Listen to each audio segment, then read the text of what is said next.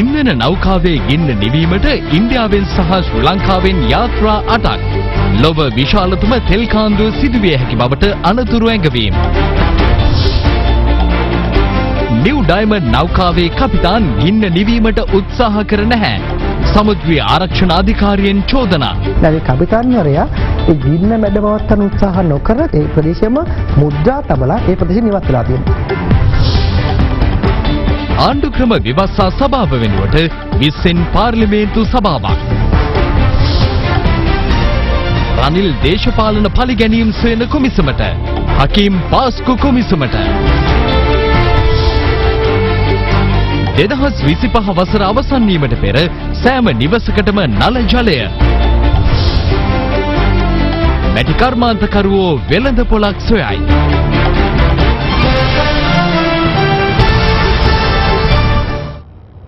ශ්‍රී ලංකාවට නැගෙනහිර මුහුදේ ගිනිගනිමින් පවතින නිව් ඩයමන්ඩ් ඉන්ධන නෞකාවේ ගින්න වැඩ පැවැත්වීම සඳහා ශ්‍රී ලංකා සහ ඉන්දිය නාවිකයින් කටයුතු කරමින් සිටිනවා.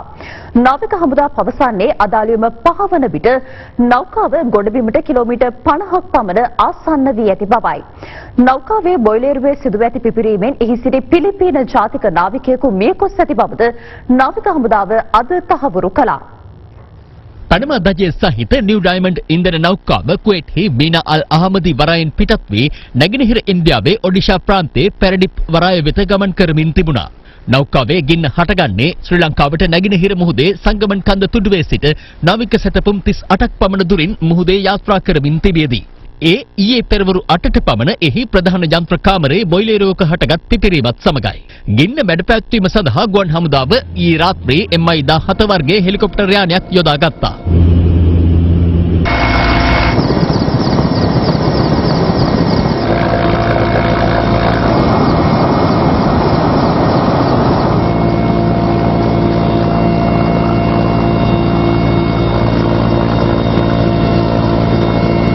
එමෙන්ම නාවික හමුදාවේ නෞකා 3ක්, වේග ප්‍රහාරක යාත්‍රා 2ක්, ඉන්දිය වෙරළාරක්ෂක නෞකාවක්, ඉන්දිය නාවික හමුදා නෞකාවක් සහ ටග් යාත්‍රා 3ක් ආපදා තත්ත්වය කළමනාකරණය කිරීමේ මෙහෙයුමට යොදවා තිබෙනවා.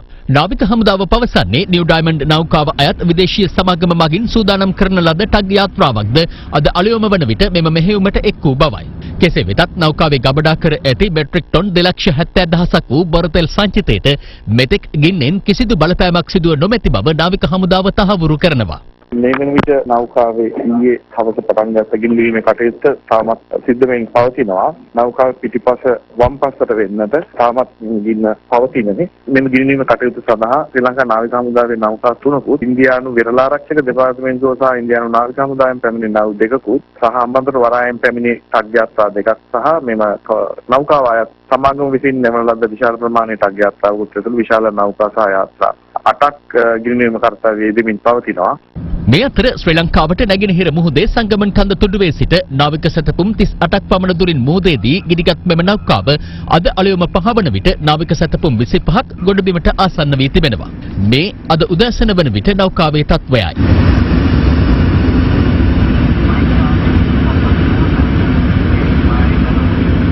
යම් හේකින් මේ මුහුදට තෙල් කාන්දු වීම ආරම්භ වුණොත් එය මොන වගේ පරිසර හානියක් බවට පත් වෙයිද? අපි උපකල්පනය කරන්න ඕනේ මේක මේ කලාපය තුල නෙමේ මේ ලෝකයේ සිද්ධ වෙන්නට යන විශාලම පාරිසරික විනාශයක් කියලා. ඒ තරමට විනාශය බලගතු වෙන්න පුළුවන් පාලනය කරන්න තියෙන පරාසයෙන් එහාට ගිය දැවැන්ත පරිසර හානියකට පත් වෙනවා මේ තෙල් කාන්දු වීම සිද්ධ වෙන්න පටන් ගත්තොත්. සහ අපි මේ කතා කරන පරිසර තීරය කිරින්ද ඉඳලා නැගෙනහිර පැත්තට යනකොට අපිට තියෙන ඉතාමත් සංවේදී පරිසර කලාපයක්. ඒතර මේ පරිසර කලාපයට වෙන්න පුළුවන් හානිය ඉතාමත් දැවැන්තයි. ඒතර එහෙම කාන්දීමක් සිද්ධ වුණොත් වෙනකන් ඉඳලා සූදානම් වෙන්න අපිට කාලය මදි. එතකොට අපිට තියෙන උපරිම පැය 30ක 40ක කාලයක් තමයි අපිට මේ අපේ වෙරළ හරාපයට තෙල් කාන්දීම සඳහා අපිට ඒකට සූදානම් වීම සඳහා අපිට ලැබෙන්නේ. ඒක නිසා දැම්මම අපි ආරම්භ කරලා තියෙනවා මේ හදිසි තෙල් විසිරුමක් වුණොත් කොහොමද අපි රටක් විදියට මුහුණ දෙන්නේ කියන වැඩසටහනට මේ ප්‍රමාණයේ යම් හේයකින් විසිරීමක් සිදු වුණොත් මුහුදේ කොතරම් පරාසයක පැතිර යන්නට ඉඩ තියෙනවද? ඒත් එක්ක මේ තත්ත්වය බලක්වන්න මොන වගේ ක්‍රියාමාර්ගද ගන්න පුළුවන්? අපිට. මේ තෙල් ටික වතුරට දැම්ම ගමන් වෙන්නේ මේක අපි කියනවා ඝන බවට පත්. ඒ කියන්නේ අපි කියන ග්‍රීස් තමයි පාවෙන වතුර. ඒතර මේ ග්‍රීස් ප්‍රමාණය වෙරළ කලාපයේ අපි ආරුගම්බේ, නිලාවෙල්ලි, කායංකර්ණි ඊට පස්සේ වාකරේ, තිරිකුණාමලේ ඒ දිගටම තියෙන වෙරළ කලාපයට ආවොතින් මේ ප්‍රදේශයේ තියෙන සම්පූර්ණ සංචාරක කර්ම ආරුගම්බේ කියන ලෝක ප්‍රසිද්ධ සංචාරක මධ්‍යස්ථානය. ඒ තෙල් දෙක අයින් කරන්නම කලක් කියාවි. ඒතර ඒත් අයින් කරන්න ගියත් අපිට අයින් කරන්න පුළුවන් වෙන 60ක් තමයි. 40 අපිට අයින් කරන්න බෑ. හැම වැලි කැටයක් ගන්න අපිට සුදු කරන්න බැරි නිසා. ඒ තත්ත්වයට පත් වුණාට පස්සේ ආයිම මේ පසේ සහ මේ ප්‍රදේශයේ තියෙන විෂ ගතිය අයින් වෙලා පරණ තත්ත්වයෙන් අවුරුදු 25ක් 30ක් යනවා. එහෙම නැත්නම් නොවෙන්නත් පුළුවන්. මේ තත්ත්වයේ තෙල් විසිරීමක් මේ ලෝකේ වෙනවමයි ගොඩක් වෙලාවට. මේක හරිය කෙටි කාලින වගේම දීර්ඝ කාලින හානියක් වෙනවා. මේ තල් මාසු අපේ ඩොල්ෆින් මාසු මේ වගේම කැස්බෑව ඉතා වැඩි ප්‍රමාණයක් ඒ ප්‍රදේශයේ ඉන්නවා. ඒතර අපිට මේ තල් මාසු ඩොල්ෆින් වගේ සතු සහ කැස්බෑව අපි දන්නවා අපි වගේ හුස්ම ගන්න සතු. එයාලට වතුර ඉඳගෙන කරමල් ඉන සතු නෙමෙයි. අනිවාර්යයෙන් මේ සතු හුස්ම ගන්න අනිවාර්යයෙන් වතුර මතු පිටට එන්න ඕන මොන අවස්ථාවක හරි. ඒතර මේ මෙච්චර ප්‍රමාණයක් තෙල් විසිරෙන ගමන් මේ ප්‍රදේශය සම්පූර්ණයෙන්ම වතුර මතු පිට දෙලෙලින් වැසෙනවා. ඊට පස්සේ මේ සතුන්ට කිසිම අවස්ථාවකට උඩට එන හැම අවස්ථාවකදී මේ සතුන්ගේ නහස් කුඩු වලට සහ ඇඟ ඇතුළට තෙල් යාම හරහා ඔක්කොම සතුන් විනාශ වීමේ හැකියාවක් තියෙනවා. මේ ගිනි ගැනීම ඇති වෙලා තියෙන නෞකාවේ කුමන කොටසකද මේ ගැන අපි අවබෝධයක් ලබා ගමු. මේ තියෙන ඔක්කොම නැවේ අපි කියන කාගෝ හෝල්ස්. මේ තමයි තෙල් තියෙන කොටස තමයි තියෙන්නේ. ඒතර මෙතනින් මුහුද යටින් 15ත් මීටර් 20ක් දක්වා නැව තියෙනවා. ඒතර මේ කොටසට මේ කොටසේ තව උප කොටස් 17ක් උප ටැංකිය තව 17ක් තියෙනවා. ඒතර ඊයේ හවස මේ පිපීම සහ සම්පූර්ණ ගින්න ඇතුලේ මෙන්න මේ කොටසේ එන්ජින් කාමරේ. ඒතර ඊයේ හවස 4-5 වෙනකම් වගේ දුම ඔක්කොම ගියේ මෙන්න මේ තියෙන චිමිනින් තමයි දුම ඔක්කොම ගියේ කළු දුමක්. ඊට පස්සේ හවස 5-6 තමයි මේ එන්ජින් කාමරේ තියෙන ගින්න මේ ඉස්සෙල්ලා ප්‍රදේශයට පැතිරලා අපිට මුලින්ම පේන එකත් ගිනි සිලු. ඒත් එක්කම ලොකු කළු දුමක් එන්න පටන් ගත්තා. ඒතර මේ දැන් මේ තියෙන ගින්න ඇතුලේ තියෙන එන්ජින් කාමරේ සහ ඒ තියෙන අවල ප්‍රදේශයේ මේ ඇතුලේ එන්ජින් කාමරේ වුණ ගින්න ඇතුළු අවස්ථාවේදී නැවේ කපිතාන්වරයා ඒ ගින්න මැඩපවත්තන උත්සාහ නොකර කෙලින්ම ඒ සම්පූර්ණ ඒ ප්‍රදේශයම මුද්‍රා තබලා ඒ ප්‍රදේශය නිවත් වෙලා තියෙනවා. ඒතර මුලදී මම මේ ගින්න මැඩපවත්තුවා නම් එන්ජින් කාමරේ එතනින්ම මේ ප්‍රශ්න නිරාකරණය කරගන්න තිබුණා. නෞකාවේ කාර්ය මණ්ඩලය මුදා ගැනීම සඳහා නාවික හමුදාව සහ ගුවන් හමුදාව ඊයේ දියත් කළ මෙහෙයුමේදී කාර්ය මණ්ඩලයේ 19 දෙනා ඇතුළු 21 දෙනෙකු නිරුපද්‍රිතව මුදා ගැනීමට හැකියාව ලැබුණා. ඒ අතර තුවාල ලබා සිටි නෞකාවේ තෙවන ඉංජිනේරු නිලධාරියා මේ වන විට කල්මුනේ රෝහලේ ප්‍රතිකාර ලබමින් සිටිනවා. කෙසේ වෙතත් නෞකාවේ කාර්ය මණ්ඩල සමාජිකයෙකු වූ පිලිපින ජාතික නාවිකයෙකු බොයිලරුවේ සිදු වූ පිපිරීමෙන් ජීවිතක්ෂයට පත්ව ඇති බව මේ වන විට තහවුරු කරගෙන තිබෙනවා.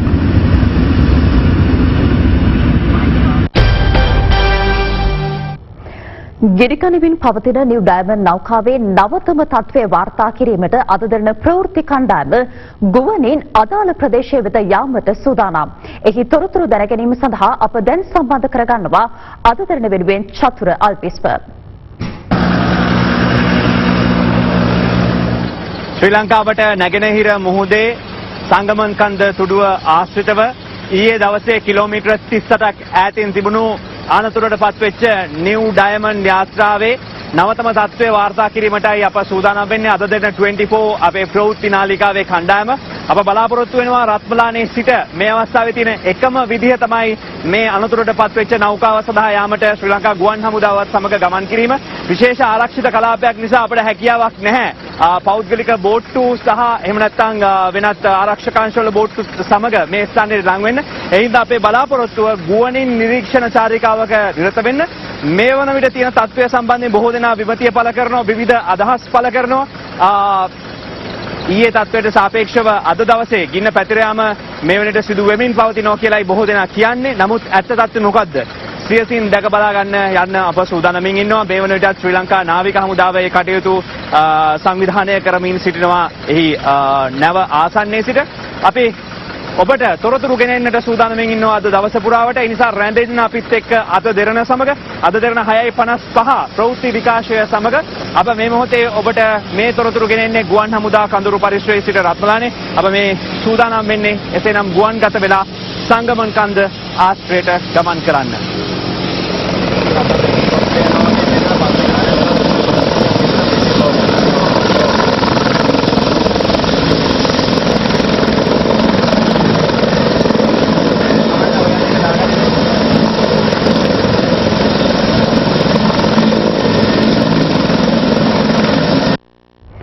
ස්තුතියි චතුර තොරතුරු ගෙනාවට. විසිවන ආණ්ඩුක්‍රම ව්‍යවස්ථා සංශෝධන පනත් කෙටුම්පත මගින් 19 වෙනි ආණ්ඩුක්‍රම ව්‍යවස්ථා සංශෝධනයෙන් හඳුන්වා දුන් ආණ්ඩුක්‍රම ව්‍යවස්ථා සභාව අහෝසි වී ඒ වෙනුවට පාර්ලිමේන්තු සභාවක් යෝජනා වී තිබෙනවා. එම පාර්ලිමේන්තු සභාවට හැකියාව ඇත්තේ රජයේ ඉහළ නිලතලවලට පුද්ගලයන් පත් කිරීමේදී ජනාධිපතිවරයාට නිරීක්ෂණ ලබා දීමට පමණයි.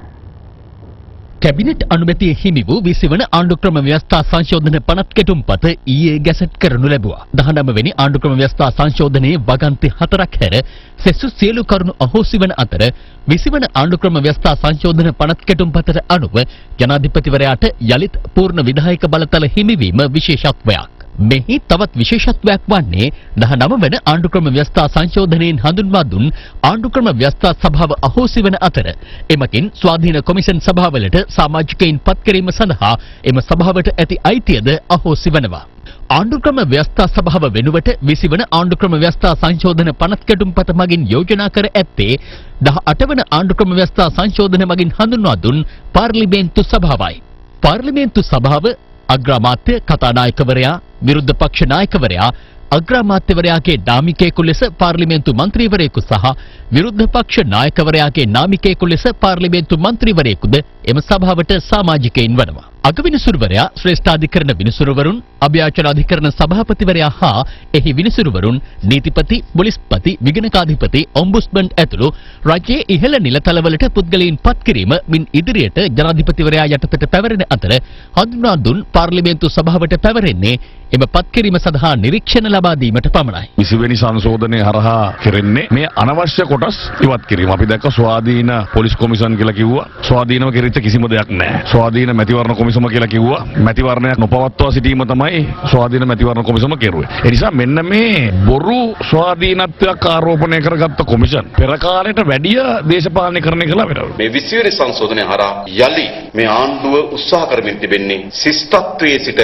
අශිෂ්ටත්වයේ කරා යන්න. අපි දන්නවා 19 වෙනි ආණ්ඩුක්‍රම ව්‍යවස්ථා සංශෝධනය යම් අඩුපාඩුකම් සහිතව තිබුණා. එහි කොමිෂන් සභාවල ක්‍රියාකාරීත්වයේ ජනතාව අපේක්ෂා කරන ලද ස්වාධීනත්වය ආරක්ෂා කරගන්න අසමත් වී තිබුණා. මේක අපි පිළිගත යුතුයි. නම් ආණ්ඩුවක් සමාජයක් ශිෂ්ටත්වයේ කරාගෙන යනවා නම් කල යුතුව තිබුණේ එම ස්වාධීන කොමිෂන් සභා ක්‍රියාකාරීත්වයේදී හෝ අනිකුත් ආයතනයන් මෙහෙවීමේදී හෝ යම් අඩුවක් තිබුණා නම් ඒ අඩුව निराකරණය කිරීම දිශාව තමයි සංශෝධනය ආයුතු. නමුත් ඒ වෙනුවට ඒ ක්‍රියාකාරීත්වයේ තිබෙන යම් අඩුපාඩුකම් ඉවහල් කරගනිමින් ඒ මුළුමනින්ම ගලවා ජනාධිපතිවරයා අතට යලි කේන්ද්‍රගත කර ගැනීම මෙහි අඩංගු වී තිබෙනවා. 19 වෙනි සංශෝධනයෙන් වෙච්ච අවුල මේ රටේ ජනතාව දැක්කා. රටේ ජනාධිපති කලිසම ඇඳගෙන ඉන්නවා, අගමැති කමිසය ඇඳගෙන ඉන්නවා. කවුරුවත් පූර්ණ ඇඳුම ඇඳගෙන නැහැ. ඒ නිසා ඒ විකාර රූපී වියවුල දැකපු හින්දා තමයි මේ රටේ ජනතාව ඒ වියවුලෙන් මේ රට බේරා ගැනීම සඳහා ප්‍රබල ජනවරමක් දුන්නේ. ඒ අනුව තමයි මේ රටේ ජනාධිපතිට ඡන්දෙ දීලා බලයට පත් කරනවා නම් මේ ජනාධිපතිට රටේ ජනතාව වෙනුවෙන් තීන්දුව ගැනීමේ ශක්තිය තියෙන්න ඕනේ. ඡන්දෙ දීලා ජනාධිපති පත් කරලා ඒ ජනාධිපති තීරණ ගන්න ඕනේ එක විකාර කොමිසම් වලින් අහලා නම් එහෙනම් ඉතින් කොමිසම් වලටම ඡන්දෙ දෙන්න ඕනේ.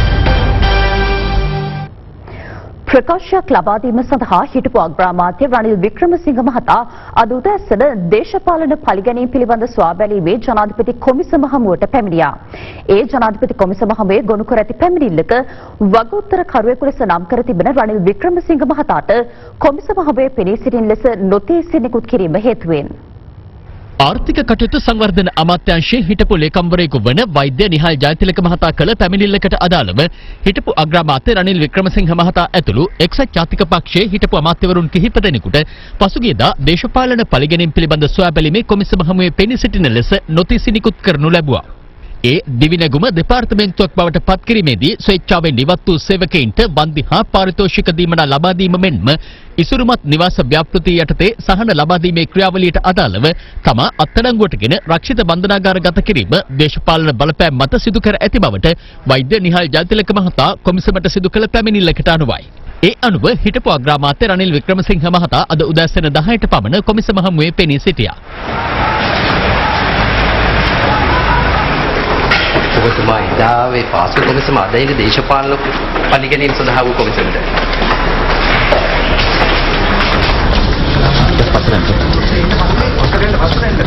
හිටපු අග්‍රාමාත්‍යවරයාට අමතරව සාගල රත්නායක, මහාචාර්ය ආශු මාරසිංහ, සංදීප් සමරසිංහ, සමන් රත්නප්‍රිය, දිනේෂ් විදානපතිරණ යන මහත්වරුන්ද අද දිනේ කොමිසම හමුවේ පෙනී සිටියා.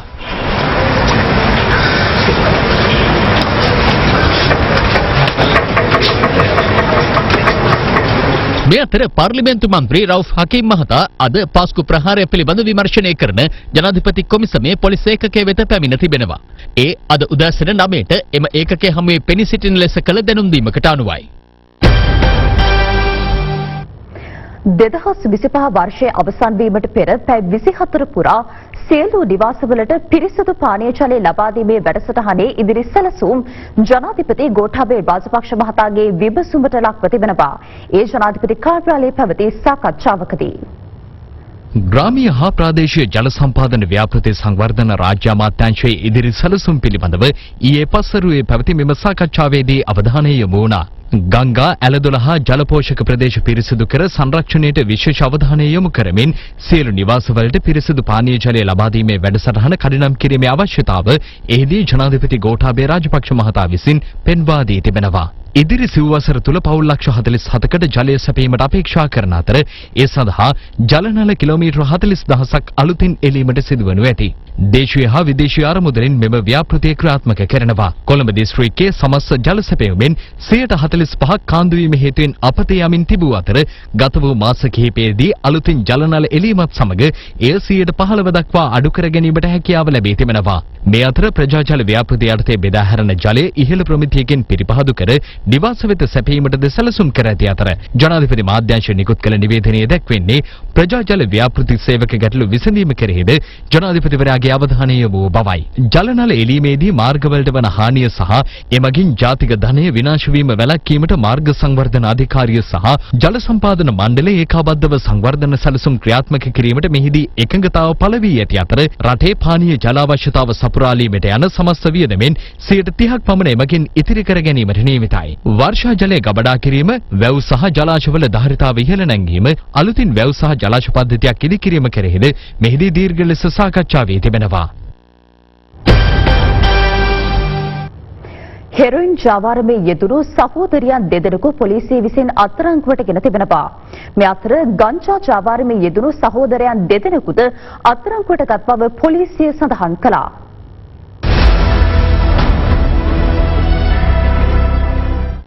වාරියපොළ සහ ඒ අවට ප්‍රදේශවලට හෙරොයින් බෙදා හැරීමේ ජාලය මෙහි වූ බව කියන තරුණයින් 10 දෙනෙකු වාරියපොළ පොලිසිය විසින් ඊයේ පස්වරුවේ අත්අඩංගුවට ගෙන තිබෙනවා. පොලිසිය පැවසුවේ එහිදී ඔවුන් සතුව තිබී හෙරොයින් ග්‍රෑම් 9යි මිලිග්‍රෑම් 820ක් සහ ජංගම දුරකථන කිහිපයක් පොලිස් බහරයට ගත් බවයි. අත්අඩංගුවට පත් තරුණයන් අවුරුදු 18 සහ 30 යන වයස්වල පසුවනවා. මේ අතර හෙරොයින් ජාවාරමේ යෙදුණු සහෝදරියන් දෙදෙනෙකු පානදුර දකුණ පොලිසිය විසින් අත්අඩංගුවට ගෙන තිබෙනවා. ඒ පානදුර දකුණ නිව්ඩාව ප්‍රදේශයේ නිවසක සිටියදී ඔවුන් සතු තිබී හෙරොයින් ග්‍රෑම් 15ක් සොයාගෙන ඇති අතර සිදු කළ ප්‍රශ්න කිරීම්වලදී අනාවරණ වී ඇත්තේ එක් කාන්තාවකගේ අනියම් සැමියා විසින් ඔවුන්ට මත්ද්‍රව්‍ය ලබා දෙන බවයි. මේ අතර පිළියන්දල පොලිසිය විසින් ගංජා ජාවාරමේ යෙදුණු සහෝදරයන් දෙදෙනෙකු අත්අඩංගුවට ගෙන තිබෙනවා. ඔවුන් සතු තිබී ගංජා සහ අත්මාංචු දෙකක්ද සොයාගත් බවයි පොලිසිය පැවසුවේ.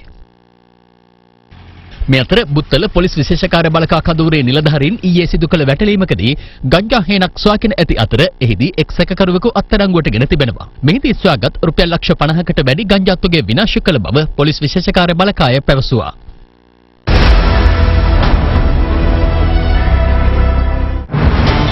එළිඳ පොලක් සොයන මැටි කර්මාන්තකරු මත් සමගින් ඊයේ දිනේ මෙරටින් නව ආසාදිතයින් 10 දෙනෙකු හඳුනා ගනු ලැබුවා. ඔවුන් සියලු දෙනා විදේශයන්හි සිට මෙරටට පැමිණ තිබූ අතර කටාර්හි සිට පැමිණි 5 දෙනෙක්, කුවේට්හි සිට පැමිණි 2 දෙනෙක් සහ ඉන්දියාවේ සිට පැමිණි 3 දෙනෙකුට බෙලස වෛරසය ආසාදනය වී තිබෙනවා. ඒ සමග මෙරට සමස්ත COVID-19 ආසාදිතයින් සංඛ්‍යාව 3111ක් දක්වා ඉහළ ගියා. කෙසේ වෙතත් වෛරසය ආසාදිතව සිටි 2889 දෙනෙකු පූර්ණ සුවය ලබා තිබෙනවා. මේ අතර බහුදින ධීවර යාත්‍රාවක් මගින් ඉන්දියාවේ සිට නීති විරෝධීව කහගෝනි 90ක් බේරුවල ධීවර වරායින් ගොඩබිමට ගෙන ඒමට තත් කළ සැකකරුවන් 6 දෙනාගේ PCR පරීක්ෂණ කටයුතු අද උදෑසන බේරුවල ධීවර යාත්‍රාංගණයේදී සිදු කෙරුණා. අනතුරුව ඔවුන් නිරෝධායනය සඳහා නාවික හමුදාව වෙත භාර දෙනු ලැබුවා. කොවිඩ් ව්‍යාප්තියෙන් එල්ල වූ බලපෑම් බාධාවක් කර නොගනිමින් උස්බෙකිස්තානයේ සෙසුන් විශ්වවිද්‍යාල ප්‍රවේශ විභාගවලට මුහුණ දුන් අයුරු විදේශ මාධ්‍ය වාර්තා කළා. ලක්ෂයකට අධික සෙසුන් පිරිසක් ඒ සඳහා පෙනී සිට තිබෙනවා.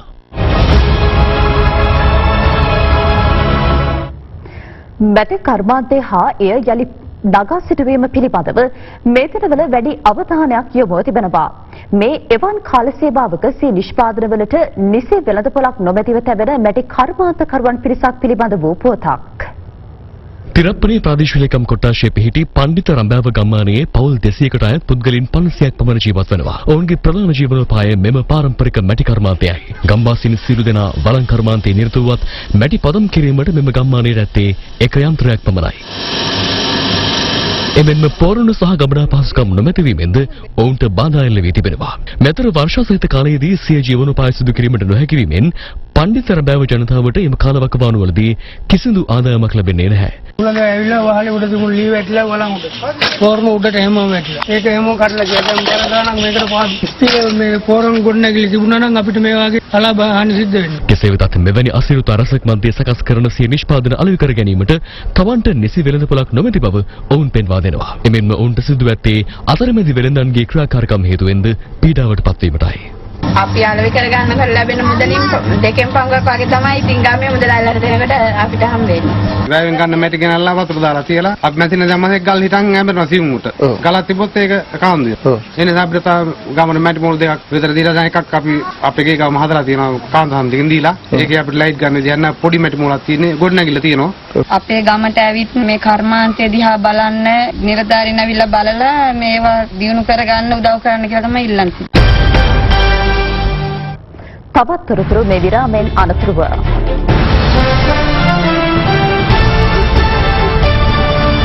සංචාරක ව්‍යාපාරයේ වැදගත් ස්ථානයක් ලෙස නම් වී තිබුණු බුලත් සිංහල මදුරාවල ප්‍රාදේශීය ලේකම් කාර්යාලයට අයත් අම්පිටිගල සංචාරක ගම්මානය පාස්කු ප්‍රහාරයත් සමගින් ගරා වැටීමට ලක් වූයේ අවාසනාවන්ත අයුරින්. ඒ පිළිබඳව අද දින ප්‍රවෘත්ති ප්‍රකාශය ඔස්සේ කළ අනාවරණයකින් අනතුරුව එය බලධාරීන්ගේ අවධානයට ලක් වුණා. ඒ අනුව කළුතර දිස්ත්‍රික් සම්බන්ධීකරණ කමිටු සභාපති පාර්ලිමේන්තු මන්ත්‍රී සංජීව එදිරිමාන්න මහතා ඊයේ එම ප්‍රදේශයේ නිරීක්ෂණය කර එහි තත්ත්වය නිරාකරණය කිරීමට වහාම පියවර ගන්නා බව ප්‍රකාශ කළා. ඒ සමගින් අද දින මධ්‍යහන ප්‍රධාන ප්‍රවෘත්ති ප්‍රකාශයේ නිමාවට පත්වනවා. ඔබට සුබ දවසක්.